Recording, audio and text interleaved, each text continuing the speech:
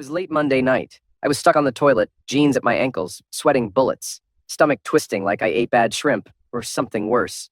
I was trying to breathe through the pain when I heard voices outside the bathroom. Then came the laughter. At first, I thought it was nothing. But then I caught what they were saying.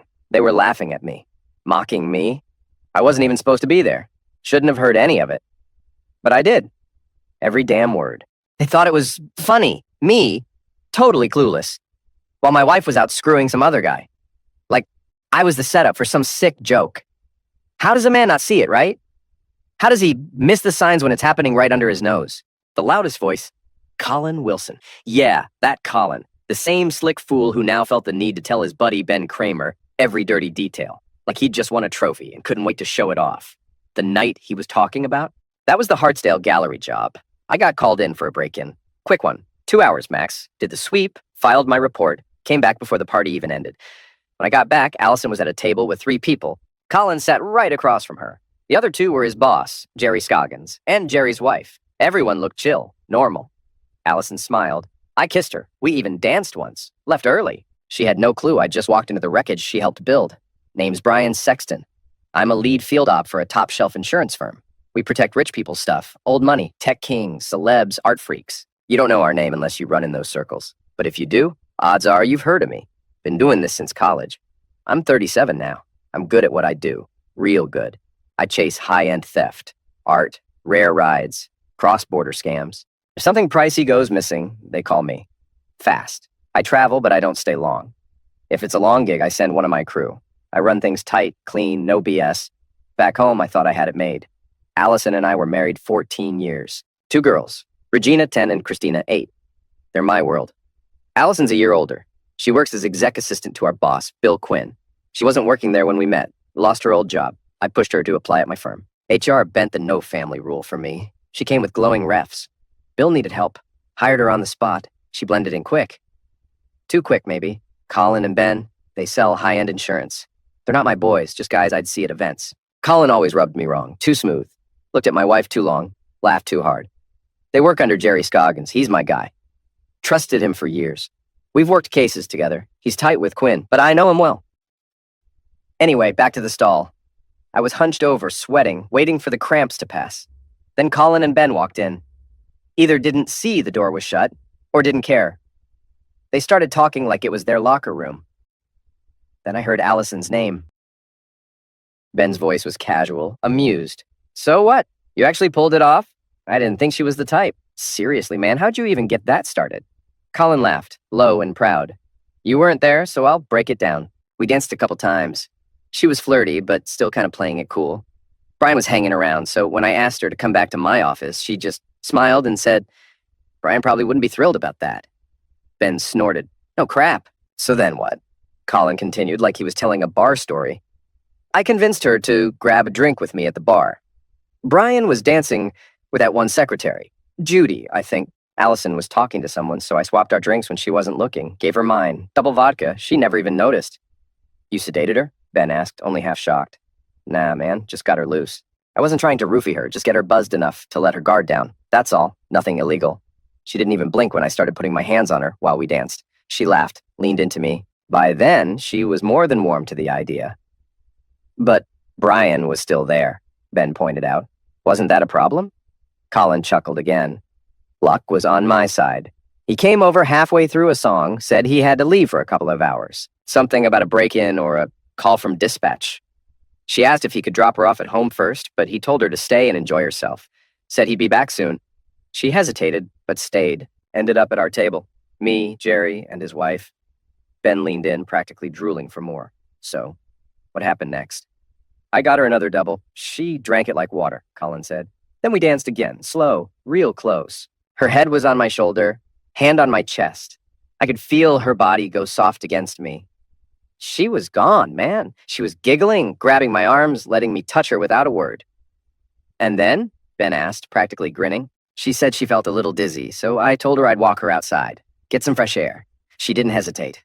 We went out back, got in my car. She climbed into the back seat, laid back like she was ready. I started kissing her neck, ran my hand up her thigh, and she pulled me closer. Told me she wanted it, all of it. So yeah, I gave it to her. She was moaning and calling, "It's so damn good." Told me I tasted amazing. Ben exhaled slowly. Holy crap. Allison? Seriously? I never pegged her for the kind of woman who'd cheat. Especially not with you, no offense. You sure this isn't just locker room talk? Colin's tone got serious. Dude, I'm not making any of this up. She already agreed to meet me again this Saturday. Told her husband she's got a hair appointment, but I already booked the suite. We're spending the whole afternoon together. Round 2, maybe 3. Ben laughed. Man, I'm jealous. She's hot, dude. Always thought Brian was punching above his weight. If you ever get tired of her, maybe pass her along, yeah? Maybe, Colin said with a grin. But let's not get ahead of ourselves. Just keep this between us. I don't want anything screwing this up. Hey, lips sealed, Ben replied, holding up a hand. You've earned it, man. They both walked out of the bathroom while I sat there, hunched over the toilet, trying not to throw up again. My stomach was wrecked, but that wasn't the worst of it.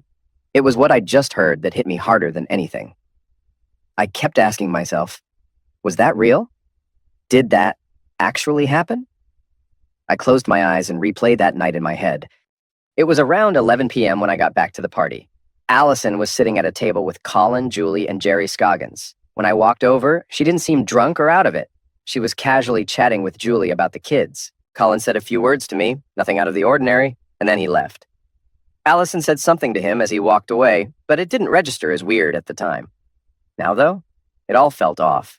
The only thing that stuck with me from that night, something that seemed sweet in the moment, was what happened when we got home. Allison wanted Zex. That wasn't unusual by itself, but it was almost midnight. She's never been the late night type, and she was fired up, wild, desperate even. Back then, I thought maybe she was just in the mood. Now I wondered, was that guilt? A way to wash off what she'd just done? Maybe trying to make things right without telling me what happened? Full week passed after that party, and nothing in her behavior raised red flags. She didn't act strange, didn't avoid me. She never even brought up the fact that I'd left for a couple of hours that night. So I asked her casually what she did while I was gone. I just danced a little with Colin and Jerry, Allison said. Mostly I just stood around, talked to Julie about school stuff and the kids' play. That's really all. She even added, honestly, I kind of wished I'd left with you. I wasn't really feeling it. And that's when my gut started whispering at me. I began watching her more carefully. Hey, babe, I said one night while she was folding laundry, trying to sound casual. You got anything going on this Saturday? Yeah, Allison replied. I was planning to get my hair done after lunch. Shouldn't take more than an hour or so. Why? I was thinking I might play a round of golf, I told her, watching her closely. Maybe see if Ben Kramer wants to tag along. She paused. Ben? She asked. He and Jerry both give me the creeps. Don't they usually play together anyway? Yeah, I said with a shrug. I think Jerry does. Don't know about Ben or his wife. Neither do I, Allison replied quickly. Then I threw out the bait. What about Colin Wilson? You talked to him a bit at the party, right? Maybe I'll ask him to join. That made her turn and face me, eyes narrowed slightly. Why would you want him to come? She asked, her tone sharper. Honestly, pardon my language, but he's an a-hole. I danced with him once or twice, sure, but he gave me bad vibes. Creepy. He's kind of a sleaze. Now I wasn't sure. Was she trying to steer me away from Colin? Or just acting disgusted so I wouldn't suspect anything? Either way, her tone was off. She rarely talked about people like that. Huh, I said, playing dumb. I don't know much about him, but he and Ben seem close, like they do everything together. Maybe it's a dumb idea. I'll just hit up Phil and Charlie. They're always asking me to join anyway. That sounds way better, Allison said quickly. Seriously, stay away from Colin. Don't get mixed up with him. No problem, I said, nodding. He's off the list. Then I asked, so, no issues with me going golfing? Not at all, she said. I'll be out anyway. And hey, why don't we have dinner at Cypress Inn that evening? I'll have my new haircut. You'll be relaxed after golf. You can take me out and show me off. I'll drop the girls at my parents' place. I smiled and agreed. We locked in 5:30 p.m. to meet at home, get ready, and head out together. But in my head, the gears were already turning. If I played this smart, I could gather all the proof I needed before dessert, and maybe I'd break the news to her right there over a filet and a bottle of Merlot. Pull off the mask in one of the nicest damn restaurants in town. The next morning at work, I headed down to the control room and picked up everything I'd need to track my wife and her side guy. We had a couple of surveillance vans, standard gear for fraud cases. I signed one out under a work excuse and parked it in the lower garage, ready to roll out Saturday morning when I was heading out for golf. I also grabbed 2 small audio transmitters, one to hide in her purse, one in her car, and a GPS tracker I could hardwire under the dashboard. That way, I'd know where she was every second. The van had live tracking and map grid support that could show her position within 30 meters. It even had a real-time feed. The mics were motion-triggered and would record conversations without me touching a thing. I could park the van a mile away and still listen in. Not a bad setup. Video was trickier. The van had cameras, sure, but if they were heading to a motel room, filming anything inside was off the table. I thought about slipping a pin cam into her coat, but I'd need to be sure she'd wear it. Maybe worth a shot, but risky. Still, with GPS and audio, I'd have what I needed. The rest of the week was all about observation, playing it cool. I was trained for this. It's what I do for a living. I kept an eye on Ben and Colin, nothing out of the ordinary. Just regular work talk, meetings, lunch breaks. I didn't see any obvious signs. I also stayed close to Allison, acted normal, visited her more often during the day. If she noticed, she didn't say anything, but she didn't slip either. That's when I decided I'd squeeze something out of Ben. He was knee-deep in a policy build-out for the Baxter plant, a big factory client. I'd assisted before with risk reports, disaster response plans, that kind of thing. It gave me a solid excuse to check in. That Tuesday, I stopped by his desk, which happened to be right across from Colin's. "Hey, Ben," I said, giving him a nod. "I was thinking about the Baxter project. Might be worth another walkthrough. You got time to go with me?" Ben looked up, blinking like I'd pulled him out of another thought. Then he nodded slowly. "Sure," Ben said. "I still need to head back out and grab a few pictures. When were you thinking?" "In an hour good?" I asked. "Yeah, works for me," he replied. "Cool," I said. "I'll swing by your desk and grab you." I turned and walked away, but just before I rounded the corner, I glanced back. That's when I caught them, Ben and Colin, both smirking like a couple of high school punks. They exchanged a look, a smug little grin, and watched me until I disappeared around the corner. That was it. I didn't care if Ben had ever laid a hand on Allison. The second he became Colin's backup dancer and laughed at me behind my back, he was part of it. Part of the betrayal, part of the joke. And as far as I was concerned, he was going to pay for it too. Ben slid into the passenger seat, looking like he'd rather be anywhere else. I didn't say a damn word until we were out of the lot and heading toward Baxter. The little transmitter I'd dropped into the center console was already rolling. Just him and me now, raw, unfiltered, no nonsense. I glanced over, calm as ice. "So, Benny boy, you have fun at the party last week?" He blinked. "What party? I wasn't there. I was out of town. Business trip. Missed it," I smirked, eyes still on the road. "Yeah? Shame. You missed quite the show. Colin screwing my wife. Ring any bells now?" Ben's face lost all color. He looked like someone punched him in the gut. His hand twitched toward the door handle. Then he realized we were doing 70 on the freeway. Finally, he dropped his head and mumbled, "How'd you find out?" I kept my tone flat. "Colin told me." Ben shook his head. "You think he'd really brag about that? I mean, that's messed up." I shrugged. "That's the part that makes me think it's true." Sick fool even smiled when he said it. Ben swallowed hard. "But how'd you know I knew?"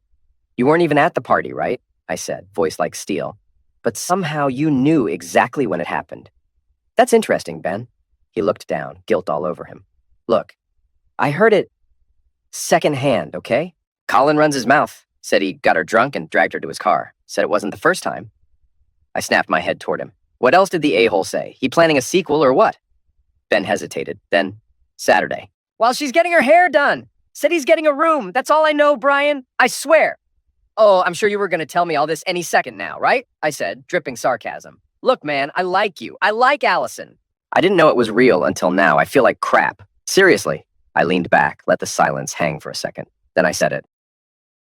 "What'd he say again? Couldn't he just screw her after Colleen was done with her?" Ben's eyes darted to me, horrified. I reached over, flipped the transmitter off. That part, that was the only thing I needed on tape. Now it was time for the real talk. "Here's how this works," I said, voice low, sharp.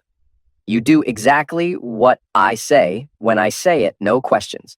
You screw up, you don't even want to know what kind of hell I'll drop on your head." Ben nodded fast, swallowing whatever courage he had left.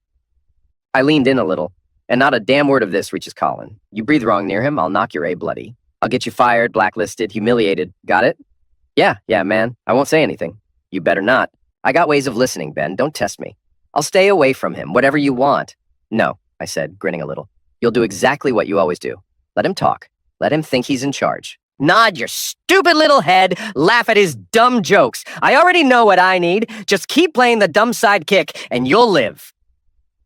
We didn't say a word to each other after that. For the next 2 hours, we just sat in silence, working side by side. He focused on his stuff, and I focused on mine. I already had what I needed. Ben didn't know it yet, but his part in all this, it was already written. He was going down with the rest of them, just not today. That whole week dragged like a slow-motion car crash. I kept Allison in my sights, watching, listening, waiting. But nothing popped up. No strange phone calls, no sketchy behavior. Just business as usual. Then Wednesday rolled around. Our girls had their dance class that night, and they wouldn't be done till close to 9:30. I was camped out in the living room, half watching something on TV I wasn't even paying attention to, when Allison walked in. Without saying anything, she eased herself onto my lap, wrapped her arms around my neck, and pressed her cheek to mine. "We've got almost 2 hours before I go pick up the girls," she murmured in my ear. "Want to go upstairs and make love?" I was still torn up inside, angry, distrustful, but I'm a man, and I'm human, and she knew exactly what she was doing. Against my better judgment, my body responded before my mind could shut it down. I slid my hands around her waist, pulling her in tight. I kissed her, soft at first. She kissed me back, deeper. "Take me upstairs," Allison whispered. "I want you. Right now." I didn't hesitate. I followed her up the stairs, eyes locked on her hips as she swayed ahead of me. By the time we hit the bedroom, we were stripping clothes like we were on fire. And the sex, it was raw, deep, like we were both holding on for dear life. When it was over, we didn't talk, just lay there, tangled together, catching our breath, quiet, still. For a minute, maybe two, it felt real. Like love again, like we hadn't been broken. I wanted to believe it meant something, that everything I'd heard was just nonsense or a cruel misunderstanding. But that flicker of hope didn't last. Deep down, I already knew the truth. "That was really nice," Allison said softly. Her head was on my chest. "We should do this more often. Feels like we've been off lately, you know. Let's not let it get that way again." "Yeah," I said, brushing a hand down her arm. "I'll work on that." She sat up a little. "How much time do we have left? You think we can squeeze in a quick shower together before I go?" I looked at the clock. "You've got a bit of time," I said. "Or we could wait till Saturday, our date night." Allison smiled. "I can always have the girls sleep over at Mom and Dad's. Saturday sounds perfect. You've got your golf, I've got my hair appointment, and then dinner. After that, I'm yours, any way you want, all night long. Better start stretching, mister." I laughed softly. "Can't argue with that." "Didn't think so," she said with a wink, already climbing out of bed. "All right then, babe. We'll be in touch." She dressed quickly and headed out to pick up the kids. I stayed in bed, staring at the ceiling, trying to process what had just happened.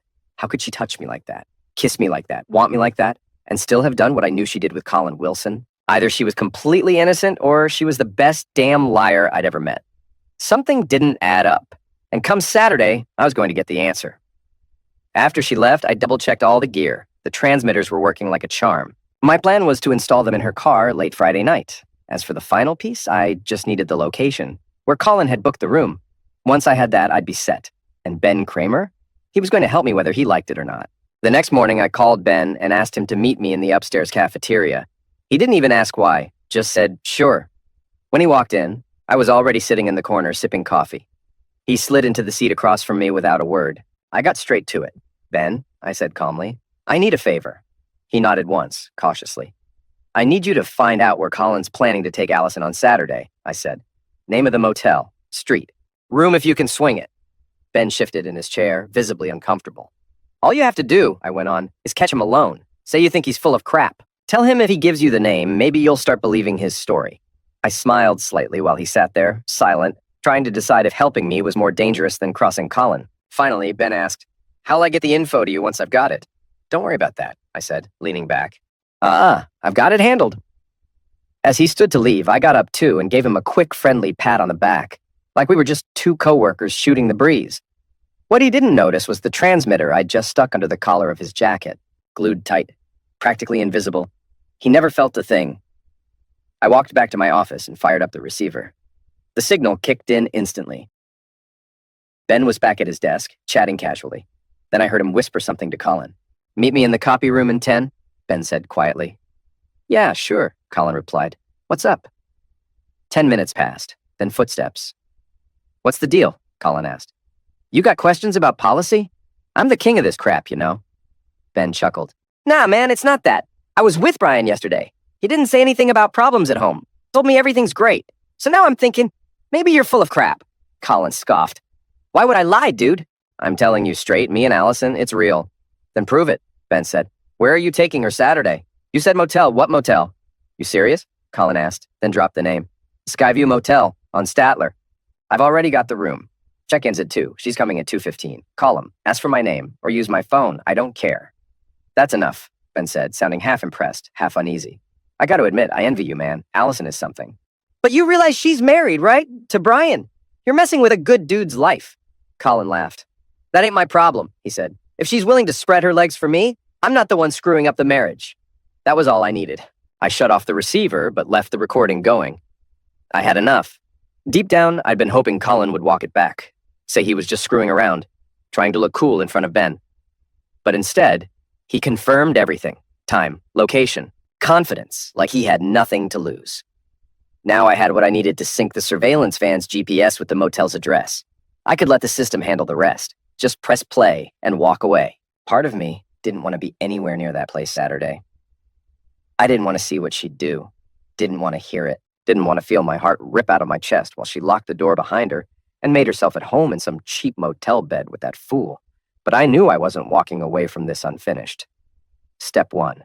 I called the Skyview Motel. A guy with a bored voice picked up. I asked about Colin Wilson's reservation. The guy confirmed it. So yeah, Colin wasn't bluffing. Then a thought hit me. What if I could catch a shot of them walking into that room? A picture's worth more than audio when you're fighting for your life. So I drove out to the motel, figuring I'd scope out the layout and see if it was doable. The place was exactly what I expected. Faded, tired, and just sleazy enough to match the story. The guy behind the front desk looked like he was 2 shifts away from an indictment. Perfect. Hey, man, I said, walking up with a calm, confident smile. I work investigations for a major insurance firm. Need a little help? I flashed a badge. Not a real one, but close enough to fool a guy who probably never passed 9th grade. I also handed him a piece of paper that looked like a warrant. It wasn't. But the $100 bill folded inside helped move things along. The clerk looked at the cash, then back at me. What kind of help you need? He asked. I need to verify a booking, I said. Colin Wilson. Also, if you could, move him to a first-floor room facing Statler Street. Makes our surveillance easier. He scratched the back of his greasy neck. That might be tricky. I slid another 50 across the counter without a word. He looked down at the bill, then gave me a crooked smile. Let me see what I can do. A few taps on the keyboard later, he gave me the room number. It was perfect.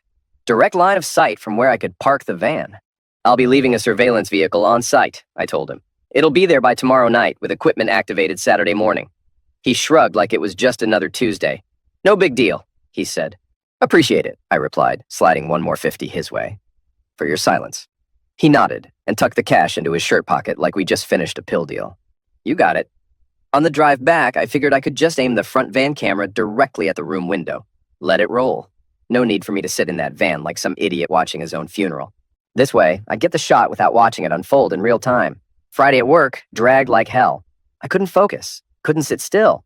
So I walked up to Bill Quinn's office under the pretense of following up on the art gallery break-in. He didn't need the details. I just needed an excuse to be up there. To see Allison. As I came down the hall, she caught sight of me and her face lit up like it always did. She waved me over. I've really enjoyed this week, Allison said, smiling. You've been around more than usual. Not that I'm complaining, but what's going on? Is there something you're not telling me? Nothing like that, I said, keeping my tone soft. Just wanted to see more of you, that's all. Is Bill in? He is, she said. Want me to buzz you in? Yeah, I need a quick word about that gallery case. I stepped into Bill's office a few minutes later. He greeted me with his usual laid-back charm. Young guy for a president, but sharp as hell. He built this division from the ground up and had equity in everything. His wife, Naomi, gorgeous, blonde, sculpted like a trophy. She and Allison got along, same age, same circles. After the small talk, I went for it. What's your take on Colin Wilson? I asked. Bill looked at me carefully. Why do you ask? Something I should know? I need to know if the guy's trouble, I said. This is personal. You want the straight answer? Bill asked. Always.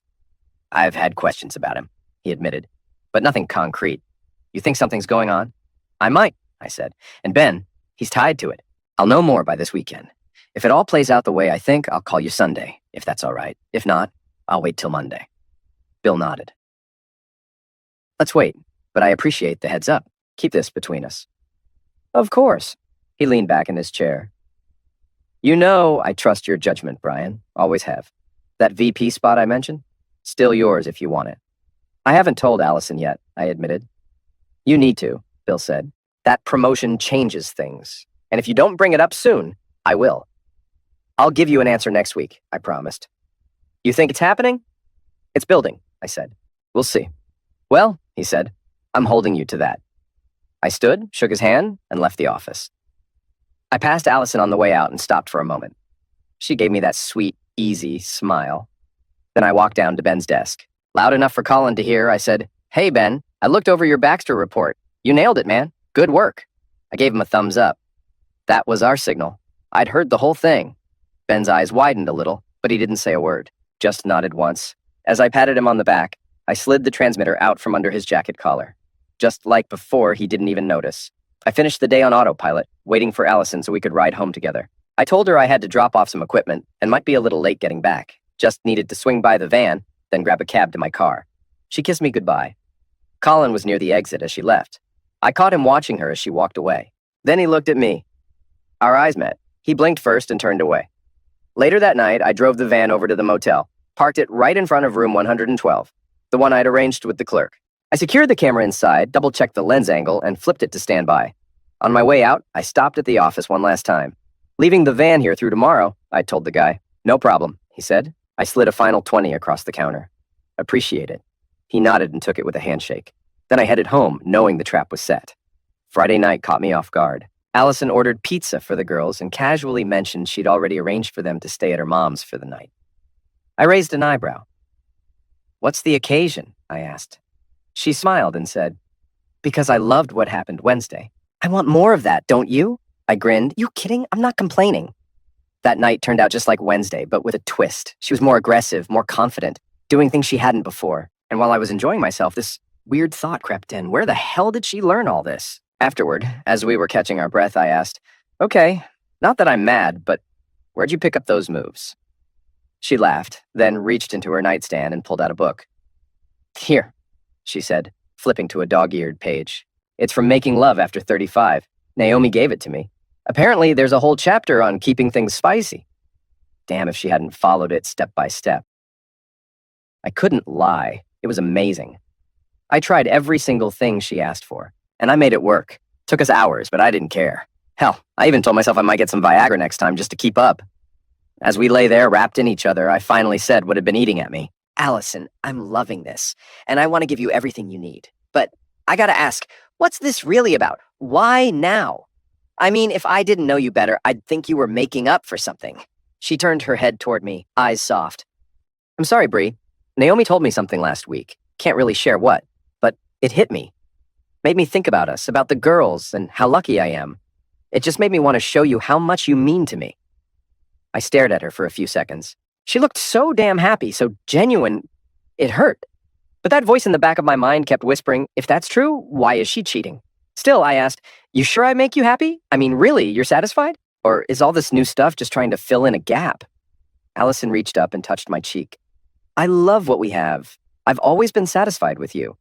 This isn't about missing something. It's about not letting things go stale. I want to feel wanted, desired. I want you to keep wanting me. You don't ever have to doubt that, I told her. I love you. You're everything to me. There's nothing that could change that. She leaned in and whispered, Good, because I'm not letting anyone take you away. You're mine, now and always. We held each other until we fell asleep, and that's exactly how we woke up. Tangled up, tired, but happy. I pulled her gently and said, Come shower with me. She groaned and said, It's warm in bed.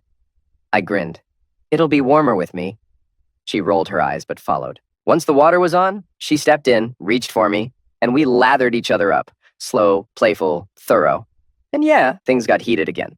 After round 2, we finished rinsing off, got dressed, and she started her morning. I, on the other hand, had work to do.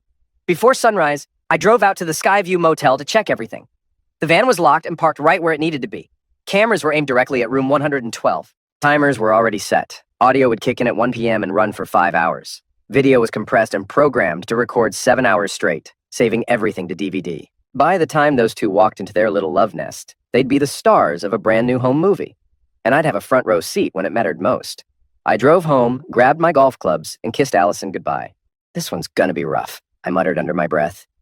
I ended up golfing with a couple guys from the club. Decent players. My game, though? Garbage. My mind wasn't on it, and my score made that obvious. I bought everyone beer after the 9th hole, like the loser I was. Just after 5 p.m., I swung by the motel to check on the van. Everything looked untouched. No sign of Colin's car or anything suspicious. I figured they'd already come and gone. I stepped aside and called the house line. Allison answered.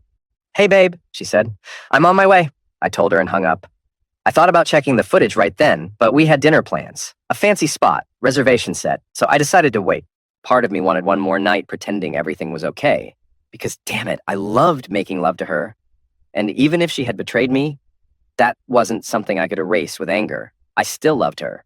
More than I knew how to handle. On the drive home, my throat tightened. Why is she doing this to me? I had no answers, but I did know one thing. If the footage showed what I feared, I'd have no choice but to end it. I'd file for divorce. I loved her, but betrayal? That's not something I could ever live with. And then came the questions I hated myself for asking. What about the kids? She's a good mother.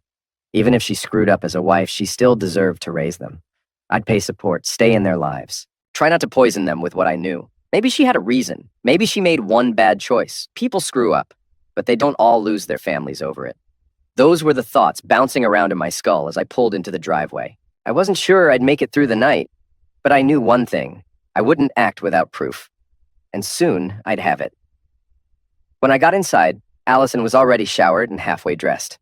She said she'd finish getting ready once I was done. I threw on a clean shirt and slacks. We were out the door right on time. She looked stunning, like break hearts in a crowded room, stunning. She always had that power.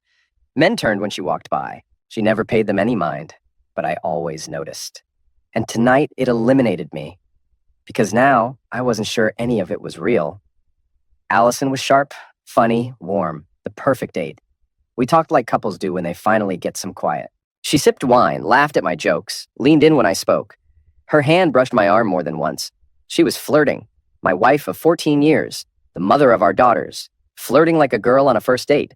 And I couldn't stop thinking she could have just spent the day screwing Colin Wilson. But here she was, smiling, giggling, playing footsie under the table, feeding me chocolate mousse like we were kids again, and I played along because I needed to see it through. Needed to know for sure. Tomorrow I'd watch the tape. Tonight I'd pretend. Back home, I signaled the waiter for the check while Allison excused herself to the restroom. A few minutes later, we were walking hand in hand to the car like everything was perfect. Once I turned onto the main road, she leaned her head against my shoulder, then reached up and gently pulled my hand off the steering wheel, placing it on her thigh. "Drive like this," she whispered with a little smirk. I smiled, slid my hand higher, and pulled her closer. For a second, it felt like we were young again, reckless, stupid, and completely wrapped up in each other. She let out a soft sigh and settled in against me. We cruised home slowly, not saying much, but it felt comfortable, like the quiet kind of love that settles in over time. Once inside, she moved around the house doing her usual nighttime routine, checking on the laundry, fluffing the pillows, making sure the girls' things were in order. Then she stopped and looked at me with a mischievous grin. "So," she said, "don't you think it's time we finished what we started this morning? Pretty sure you still owe me something. That was just a teaser." I raised an eyebrow. "Oh, I remember," I said. "Lead the way." We headed upstairs. Allison stood by the bed, slowly pulling off her blouse, then her bra. She was wearing nothing but a single strand of pearls. She reached up to unclasp them. "Don't," I said, stepping closer. "Leave them on. You look unreal. Like something out of a dream. I could look at you all night." She smiled softly and said, "No one else will ever see me like this. I'm yours, completely. I want you to do whatever you want with me tonight. I want this to feel like the beginning of something new." I hesitated for a second, searching her face. "Are you sure?" I asked. "You don't ever have to pretend with me. I'd never hurt you. You should know that by now. I trust you. And I'm giving you all of me." Allison stepped forward, cupped my face in her hands, and said, "I love you with everything I've got." And in that moment, I believed her. I really did. Whatever happened tomorrow, whatever I found, I couldn't let it touch tonight. Tonight, I wanted her, needed her, loved her like it was the first time all over again. We went places we'd never gone before, tried things we'd never even talked about. She brought out moves I didn't know she had in her, laughing as she quoted page numbers from that same book Naomi gave her. It wasn't just sex, it was something else, wild and intimate and raw, like we were rediscovering each other after years in the dark. I didn't want it to end. We eventually fell asleep, tangled together, and didn't get out of bed until late Sunday morning. She rolled over and groaned as the light peeked through the curtains. I don't want to move, she muttered. I leaned in close. One more round? I asked with a grin. She grinned back. You're insatiable. I learned from the best. And just like that, we went again, slow and deep, like it meant something. Eventually, we got up. She had to go pick up the girls from her mom's. I told her I had to check on some work stuff and would be back later. She said she might hang out with her mom for a while before coming home. Perfect. That gave me the time I needed. I drove to the motel, grabbed the DVDs, pulled the GPS data, shut down the equipment. Everything worked. No issues. I returned the van to the facility, called a cab, picked up my car, and went home. First, I looked at the GPS logs. Her car had definitely been parked on Statler Street that afternoon, right in front of the motel. And that's when the crack in my chest widened. I sat there holding the printout, praying it was a mistake. Maybe she drove past. Maybe she turned around. Maybe she dropped something off. But deep down, I knew.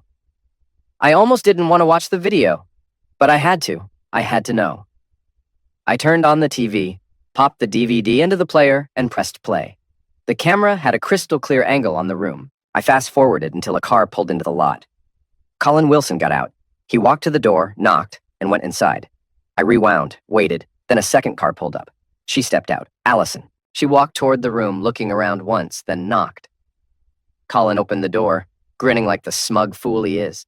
She stepped inside, and just before the door shut, she turned slightly.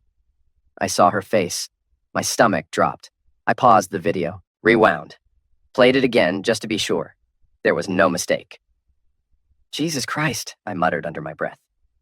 It's her. I sat there shaking, heart pounding, staring at the frozen frame of my wife, walking into a motel room with another man. I needed to make a call. I grabbed her old address book from the desk drawer, flipped through it, found the address I was looking for. It matched what I'd already guessed. I smiled grimly. I had everything I needed now. I called Bill Quinn's personal line. He answered on the second ring.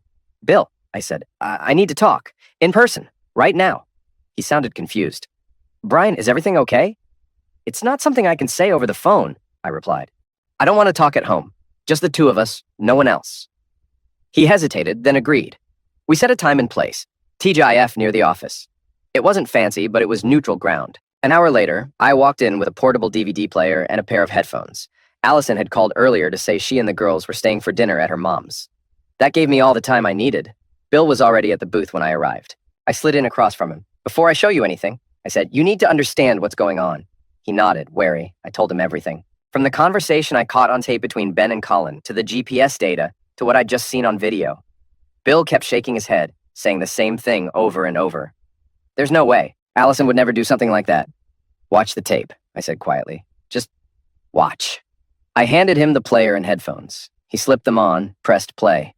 I looked away, giving him privacy. But I saw it happen anyway. The moment his expression shifted, his jaw clenched, his face flushed red with fury and disbelief. I didn't need to hear a word to know. The truth had just hit him in the face like a freight train. When the video ended, Bill just sat there. Didn't move, didn't blink, just stared at the little screen like it might explode if he looked away. I didn't say a word. I waited. Eventually, he took off the headphones and rubbed his hands over his face like he was trying to wipe away what he'd just seen. His jaw clenched. He exhaled slowly. When I saw he'd calmed down enough to listen, I made my move. I only want one thing, I said, voice steady. They both need to be fired. Ben and Colin. They violated the morals clause in their contracts. I want them out of this company by Monday afternoon. Bill looked at me, stunned for a second. Then something shifted in his expression. Slowly, he started to smile. It wasn't a happy smile. It was cold, controlled, satisfying. Consider it done, Bill said. First thing Monday, I'll walk them out myself. They're finished, dead to me. I might take it further after that, but you don't need to know about any of that. Fair enough, I said, nodding.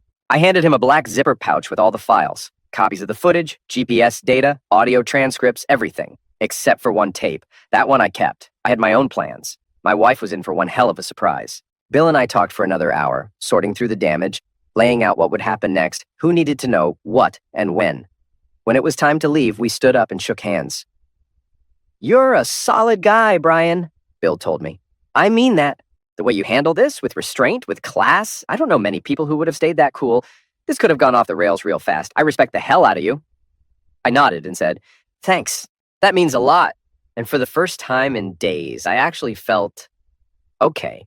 not happy, but clear, like the fog had finally lifted. I went home to my wife and kids. They had no idea the ground was about to shift beneath their feet. That night, everything felt surprisingly normal. Allison was cheerful, relaxed. She asked if anything big happened that day. "Let's just say," I told her, "you'll find out at work tomorrow." She laughed, didn't press, and we both went to bed early, worn out from the weekend. She curled up next to me, asked me to hold her. I did, and somehow I was okay with it. Just for that night, we fell asleep the same way we had the night before, like everything was still whole. Monday morning hit like a wrecking ball. At 9:30, my phone rang. It was Allison. "Brian," she said, her voice low and shaky. "What the hell is going on?" I played dumb. "What do you mean?" "Bill just called me into his office," she whispered. "He told me to get Ben Kramer and Colin Wilson in there immediately." "They're both in there right now. I can hear shouting, a lot of it." "Wow," I said, keeping my voice even. "That's weird. Keep me posted?" She said she would, then hung up. 20 minutes later, she called again. "Bill just told me to call security," she said. Her voice was tight, almost breathless. I heard her cover the phone to speak to someone nearby. Then she came back. "They're being walked to their desks by security right now. Both of them. It's insane." She ended the call in a rush, promising to update me again soon. An hour passed before I heard from her again. "They're gone," she said. "Fired, just like that." I stayed quiet. "And guess what?" she added. "Bill had me type up their termination letters. Reason given? Violation of the morals clause." I could hear the disbelief in her voice, the energy. She was buzzing. "This is the craziest thing I've ever seen in this place," she said. "We have to get lunch. I need to talk to someone about this." I said, "Yeah, let's do that." And I meant it, because the next chapter was just getting started. Over lunch, she wouldn't shut up. Bill went ballistic, full-on meltdown. Security walked them both out, told them not to even think about coming back. He even yelled at me, like screamed in my face. But then, of course, he apologized, said it wasn't about me, said he was just processing. She paused, gave me this sly, squinting look like she was trying to read me. "Brian, what the hell is going on? Bill told me to talk to you. I asked what he meant, and he just said, 'Ask Brian. He knows it all. He's the reason I finally saw the truth.' So I'm asking, what did you do?" I leaned back, calm, way too calm for her comfort. "Before I say a damn thing, you need to hear something first." I pulled out my phone, handed over the recording. Her eyes narrowed, but she took it. Headphones in, play. Ben and Colin's voices spilled through. Motel, plan, her name, her goddamn hair appointment. Her face changed fast, tight, then pale, then stunned, stupid. Lips parted like she couldn't breathe. She yanked the headphones off like they were burning her. "Nonsense, he's lying. I never went to any motel with him. That's garbage." "You actually believe that crap? Did you give that to Bill too? He believed this fantasy?" "Nope," I said, cool as ice. "Neither of us bought Colin's story. But you need to shut up and listen for once." She glared but crossed her arms, silent now, still fuming. "I overheard them talking more than a week ago. Colin told Ben he got you wasted at the party, took you to his car, said you two hooked up in the back seat, went into gross detail like it was some locker room adult movie story. Ben ate it up, said he wanted in next time." Her jaw twitched. I didn't slow down. "I didn't know if Colin was lying or if you were just a damn good actress. So I told Ben to press him again. Colin doubled down, said he booked a motel, Statler Street. Saturday. The exact day you said you had your little hair appointment." She flinched, opened her mouth. I shut it down. "Don't, just listen. I pulled a van from work, surveillance tech. Tracked your car, cameras on the room. Clerk gave me the number. I watched everything on Sunday. I saw who came. Then I handed it all to Bill. Video, audio, GPS logs. I told him, fire them both. And he did." Her mouth was dry. I could see it, eyes glossy. She blinked like she was still buffering the whole damn thing. "Brian," she finally croaked. "I wasn't there, I swear! I got my hair done. Yes, it's on Statler, but I didn't meet anyone. I didn't even talk to Colin." "You really don't trust me at all, do you?" I gave her a slow, sharp look. "I do," I said. "And I'll tell you why." She froze. "I watched the footage. A woman did meet Colin, just like he said. Motel, room 16. But it wasn't you." Her lips barely moved. "Then who?" "It was Naomi," I said, letting it hit her like a brick. "Bill's wife," she actually gasped. "I started putting it together after I talked to Jerry Scoggins. Colin told Ben he took you to his car. So I asked Jerry if you even looked buzzed that night. He just laughed. Said you and his wife were drinking Coke. Totally sober. You two were glued at the hip. He even said you asked her to stick close so Colin wouldn't try anything." I shrugged. And when I asked if Colin ever dragged you outside, Jerry laughed again. Didn't even bother answering. Allison's eyes narrowed into slits. So let me get this straight. You thought I was sneaking around behind your back. You set up spy gear, tracked my car, recorded people, and now you're standing there all smug like I'm supposed to thank you for it? You're not supposed to thank me, sweetheart. You're supposed to learn something. She laughed, bitter and sharp. You really didn't trust me. Not after Wednesday night, not after Friday, not after Saturday. All those times I was with you and you were still scheming like a paranoid a-hole. I trusted you enough to hope I was wrong, I said. But I wasn't going to let Colin spin whatever game he was running. You think I liked doing it? No. But I sure as hell wasn't going to sit around while some lowlife dragged your name through the mud and had my so-called friends lining up for seconds. I stared her down. And yeah, I wish it hadn't been Naomi. I really do. But I'd do it all again if it meant cleaning house. Her voice dropped cold. You're not the hero here, Brian. You're just as manipulative as the rest of them. I smirked. Difference is, I'm honest about it. We chatted a bit more before heading back from lunch. Allison seemed to accept what I told her, that all I wanted was the truth, that I hadn't been spying out of malice, but because I needed to know if Colin's stories were legit. She nodded, said she understood. I didn't push it. Yeah, I had my doubts. And yeah, I felt guilty for digging like I did, but I didn't regret it. The truth hurts, but not knowing hurts more. Things between us felt okay, like we were finally in a better place, and I didn't want anything screwing that up. By the afternoon, the office chaos had settled. Around 3 p.m., Allison called. Bill wants to talk to me later today, she said. Not sure why. I don't know either, I said. And that was technically true. She didn't question it. I think she believed me. I didn't hear anything more until that night. We had dinner as usual. The girls were in full speed, arguing, laughing, yelling from the bathroom, chasing the dog. Normal stuff for 10 and 8-year-olds at bedtime. Once they finally crashed, we were left alone in the quiet. That's when Allison brought it up. Bill talked to me today, she said. He told me to think about how lucky I am to have a man like you. I looked at her but didn't say anything yet. He talked about trust, she continued, about respect, about what it means to really love someone, and how fast all of that can disappear if you're not careful. She paused, then added, Then he told me about Naomi. What about her? I asked. He told me she did something, Allison said carefully. He didn't give details, just said he wasn't sure he could move past it. And then he asked me for advice. I raised my eyebrows. So what'd you tell him? I told him I couldn't make that call for him, she said. I just asked if he still loved her, and if he thought forgiveness was even possible. If the answer was yes, then I said he should give her the space to explain. But if it wasn't, if he knew in his gut he couldn't get past it, then I told him not to drag it out. Just walk away. Don't let it rot. I nodded slowly. That sounds like solid advice. He seemed to take it in, she said. So maybe I helped. I'm sure you did, I said. He didn't say anything about me, did he? Allison hesitated. Not really, although there was something else. She looked up at me, curious. Hey, he told me something big. I leaned back slightly, watching her face. Bill offered me a new position, I said. Vice President of Investigations. For the entire company. Her eyes went wide. I'd be overseeing every investigator in every office worldwide, I continued. And we'd have the option to move. California, Florida, wherever we've got a major base. I'd still report to Bill, but that's it. The job comes with stock options, a raise, better benefits, everything. Allison let out a squeal and jumped into my lap, laughing like a kid. She wrapped her arms around my neck and hugged me so tight I couldn't breathe. Oh my God, Brian, she said, beaming. When did this happen? Is this because of what you did today? Is this some kind of bonus? I chuckled. Now who's the one jumping to conclusions? Bill offered it 6 months ago. I just wasn't ready to make that kind of decision. But after everything that happened last week, it kind of put things in perspective. She pulled back just enough to look me in the eyes. Brian, listen to me, she said firmly. You'll never lose me. Not like that. I'm not going anywhere. No one else, ever. That'll never happen. Got it? I hear you, I said quietly. No, say it back. I need you to believe it. I met her eyes. Okay, I believe you. Good, she said, kissing me on the cheek. Because I'm yours, and that's never gonna change.